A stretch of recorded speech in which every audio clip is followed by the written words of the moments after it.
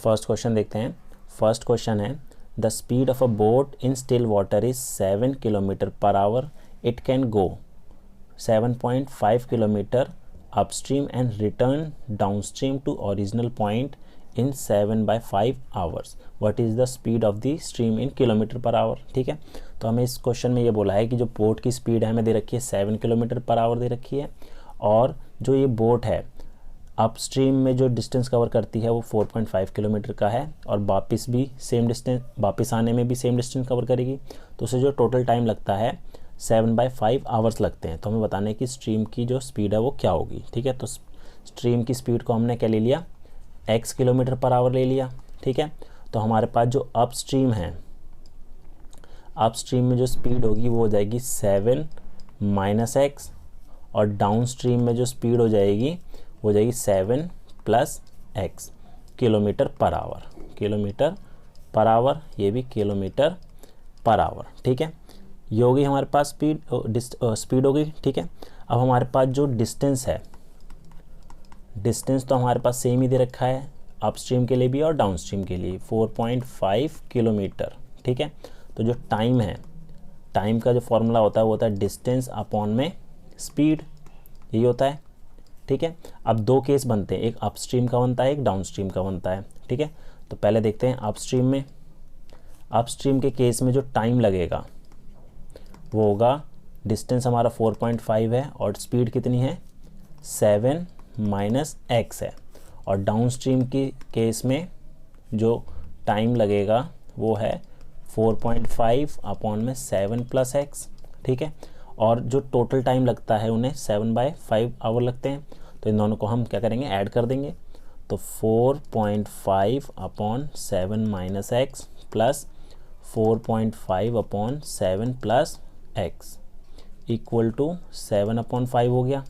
ठीक है, अगर मैं नीचे एलसीएम ले लूँ तो ये हो जाएगा हमारा 7 - x और 7 + x, 4.5 कॉमन ले लेते हैं तो हमारे पास आएगा 7 + x plus 7 - x equal to 7/5।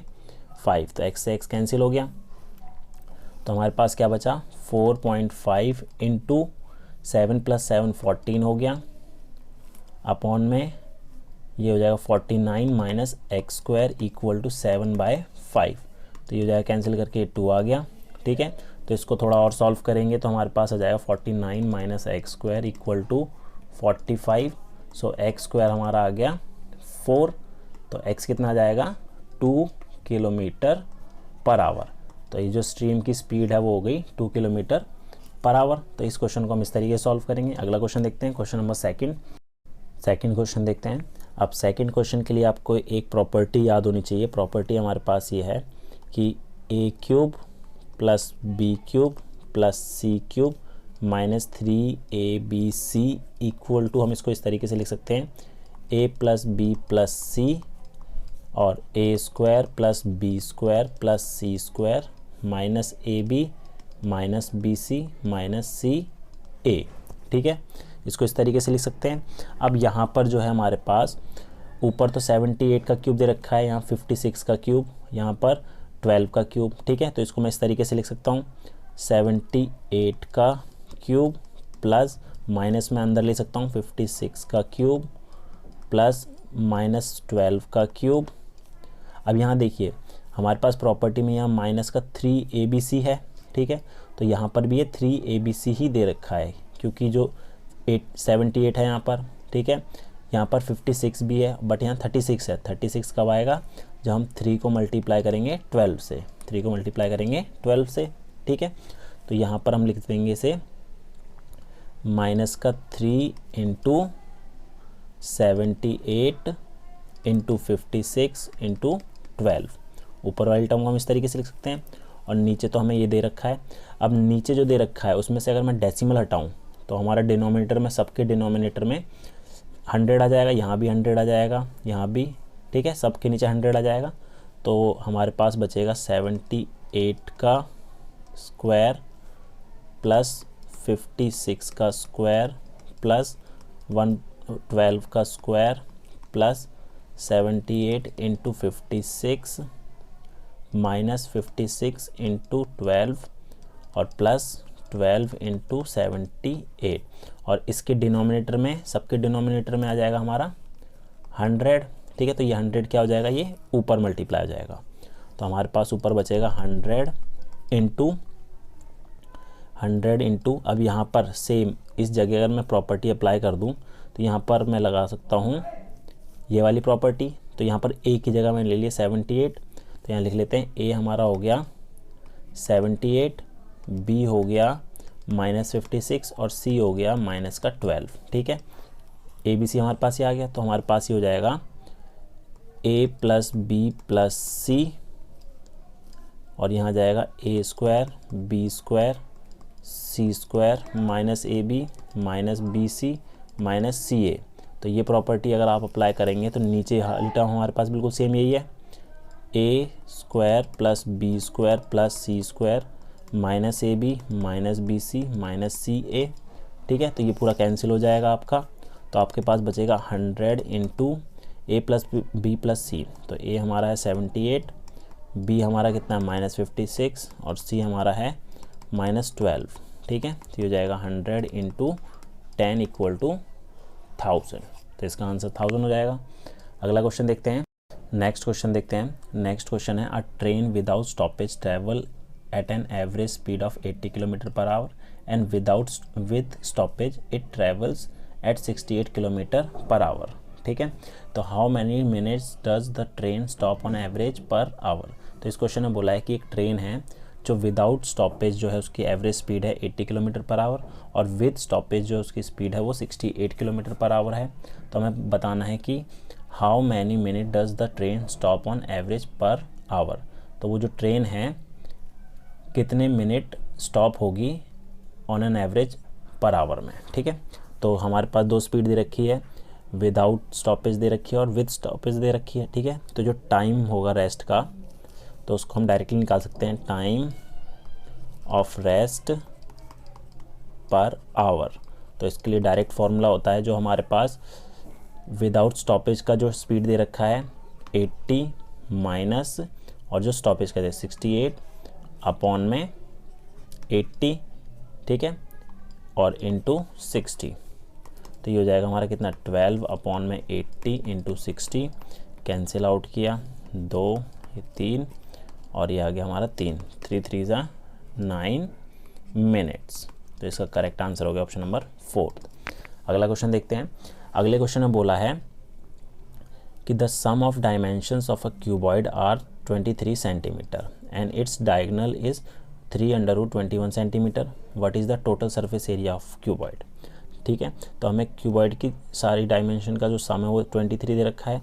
तो L plus B plus H, ये हमें 23 सेंटीमीटर दे रखा है, और इसका जो डायगोनल है, डायगोनल जो होता है वो होता है √L² b² h², ये हमें दे रखा है कितना 3√21 दे रखा है, ठीक है। तो हमें टोटल सरफेस एरिया पूछा है। तो अगर मैं इसका स्क्वायरिंग बोथ साइड कर दूं, ठीक है, इसका स्क्वायरिंग बोथ साइड करूं तो हमारे पास क्या आ जाएगा, स्क्वायरिंग बोथ साइड करने के बाद आ जाएगा L² plus b² plus h² equal to 9 into 21। तो यह आ जाएगा 189 आ गया, ठीक है। तो हमारे पास L² b² और h² का जो सम है ये आ गया। तो अगर मैं जो फर्स्ट हमें दे रखा है L plus B plus H equal to 23, अगर इसका स्क्वायरिंग बोथ साइड कर दूं मैं, ठीक है, स्क्वायरिंग बोथ साइड करूंगा तो यहाँ पर फॉर्मूला लग जाएगा L² b² h² plus 2LB BH और HL इक्वल टू 23 का जो स्क्वायर है वो होता है हमारा 529, और इसकी वैल्यू हमें पता है कितनी है 189 है, ठीक है। तो 2LB BH और HL ये हो जाएगा 529 माइनस 189, तो ये कितना हो जाएगा 340। तो हमारा जो टोटल सरफेस एरिया निकालने का है बोला गया था उसका फॉर्मूला होता है 2 into LB plus BH plus HL जो दे रखा है हमारा 340। अगला क्वेश्चन देखते हैं। नेक्स्ट क्वेश्चन है, इसमें बोला है by selling 40 articles a person gain cost price of 4 articles, what is his gain percent. ठीक है, तो गेन परसेंट पूछा है तो इसको सिंपली कर सकते हैं 4/40 इंटू 100, तो ये हो जाएगा हमारा कितना 10%। अगला क्वेश्चन देखते हैं। तो सिक्स्थ क्वेश्चन देखते हैं। सिक्स्थ क्वेश्चन है the sum of digits of the greatest 4 digit number which when divided by 12, 28, 33 leaves remainder 8 in each cases। तो इस क्वेश्चन में हमें ये बोला गया है कि सबसे पहले हमें 4 डिजिट का सबसे बड़ा नंबर निकालना है जो कि 12, 28 और 33 से डिवाइड करने पर रिमाइंडर जो है 8 बचे। ठीक है, और उनकी डिजिट का सम पूछा है हमें। ठीक है, तो सबसे पहले इस केस में हम क्या करेंगे, तो हम क्या करेंगे 12, 28 और 33। ठीक है, इसका एलसीएम निकाल लेंगे। तो इसका अगर मैं एलसीएम निकालूंगा तो ये आएगा 2, 6, 14, 33, फिर 2 से किया तो 3, 7, 33, फिर 3 से किया 1, 7, 11। ठीक है, तो इनको अगर मैं मल्टीप्लाई करूँगा तो जो हमारा एलसीएम आएगा वो आ जाएगा कितना 924 आ गया। ठीक है, एलसीएम हमारा कितना आ गया यहाँ पर 924 आ गया, लेकिन तो 3 डिजिट वाला नंबर है, हमें बोला है 4 डिजिट का चाहिए, वो भी सबसे बड़ा ग्रेटेस्ट नंबर होना चाहिए जो इन तीनों से डिवाइड करने पर रिमाइंडर 8 आ जाए। ठीक है, तो अब हम क्या करेंगे, इसको अगर मैं 10 से मल्टीप्लाई करता हूँ, इसको अगर मैं 10 से मल्टीप्लाई करता हूँ, ठीक है, तो 9240 आएगा। ठीक है, ये हो गया। अगर अब इसमें अगर मैं 924 और ऐड कर दूँ, ठीक है, तो ये आएगा 4, 6, 1, 10। ये तो 5 डिजिट हो गया, तो ये तो ले नहीं सकते, तो आपको ग्रेटेस्ट नंबर लेना पड़ेगा 9240। ठीक है, तो अब इसने बोला रिमाइंडर 8 आना चाहिए, तो इसमें हम 2 8 जोड़ देंगे, तो आ गया 9248 आ गया। तो अभी इन डिजिट का सम पूछा है, तो 9 + 2 + 4 + 8 कितना होता है 23। ठीक है, तो इस टाइप से करेंगे इस टाइप के क्वेश्चन को। अगला क्वेश्चन देखते हैं 7वां। अब इस क्वेश्चन में बोला है a person take a loan at a simple interest of 8% per annum for first year with an increase of 0.4 in each subsequent year. If he paid rupees 8,428 as interest after 4 years, how much loan did he take? तो अब इस question में ये बोला है कि एक आदमी है वो लोन लेता है सिंपल इंटरेस्ट पर, तो 8% पर एनम पे, तो उसे पहले साल 8% का इंटरेस्ट लगाता है और हर साल जो है वो 0.4 का इंक्रीज़ होता जाता है। ठीक है, मतलब पहले साल 8% है तो दूसरे साल हो जाएगा 8.4%, फिर नेक्स्ट हो जाएगा 8.8%, फिर हो जाएगा 9.2%। ठीक है, और जो टोटल इंटरेस्ट है वो दे रखा है हमें 8,428। तो इंटरेस्ट जो दे रखा है सिंपल इंटरेस्ट वो दे रखा है 8,428 4 साल का। ठीक है, 4 इयर्स का। तो अगर मैं प्रिंसिपल को x मानूं तो x का 8% निकाल लेते हैं, तो ये हो जाएगा हमारा 8x/100। ये फर्स्ट ईयर का हो गया। ठीक है, सेकेंड ईयर का निकालते हैं तो x का 8.4% निकाल लेते हैं, तो ये कितना हो जाएगा हमारा 8.4x/100। ठीक है, थर्ड ईयर का निकालते हैं तो x का निकालेंगे तो 8.8/100, तो 8.8x/100 हो गया। और फोर्थ ईयर का निकालते हैं तो x का 9.2/100, तो 9.2x/100।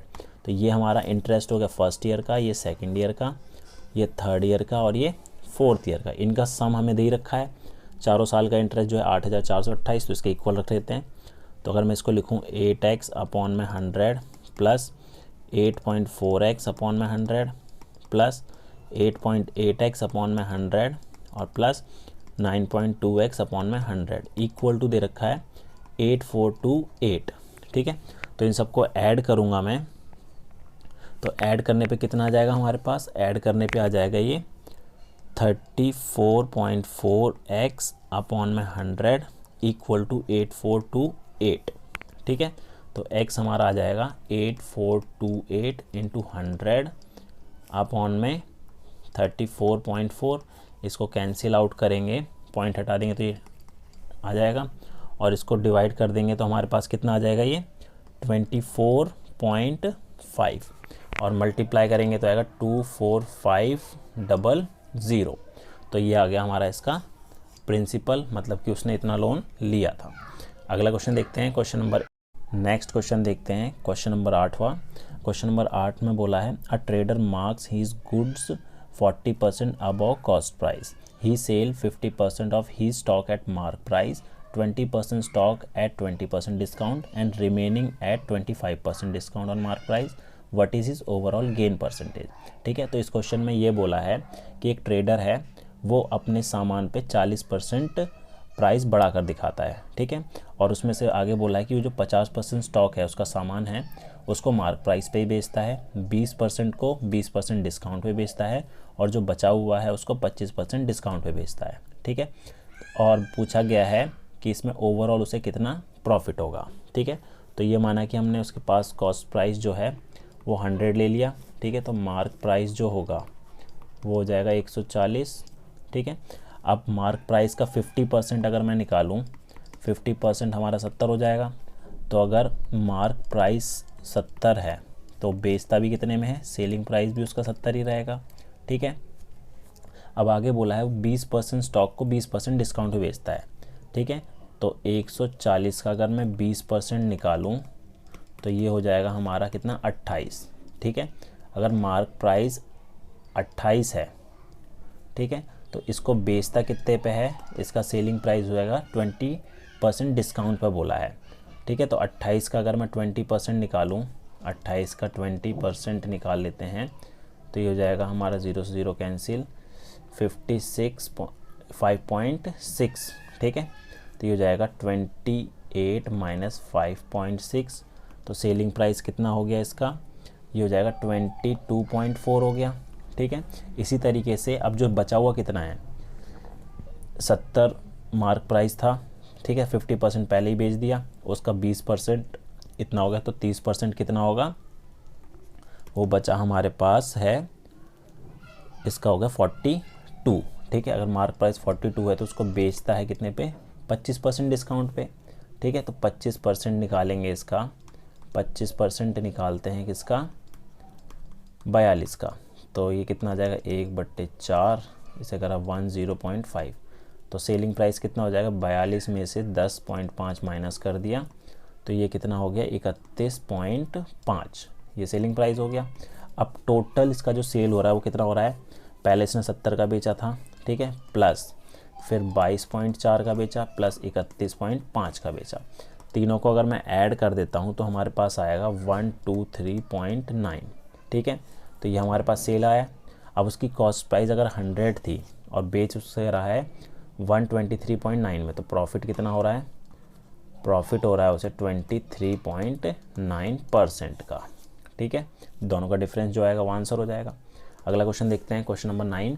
अब इसमें बोला है in an examination out of 400 student 75% passed in physics, 65 passed in mathematics, if 18% fail in both subject, how many student pass in both subject. ठीक है, तो टोटल जो स्टूडेंट है वो तो 400 है। अब बोला है कि 400 में से 75% फिज़िक्स में पास होते हैं, तो फिज़िक्स में निकालेंगे, फिज़िक्स का निकालेंगे तो 400 का 75% अगर निकालते हैं तो हमारे पास 300 आ गया।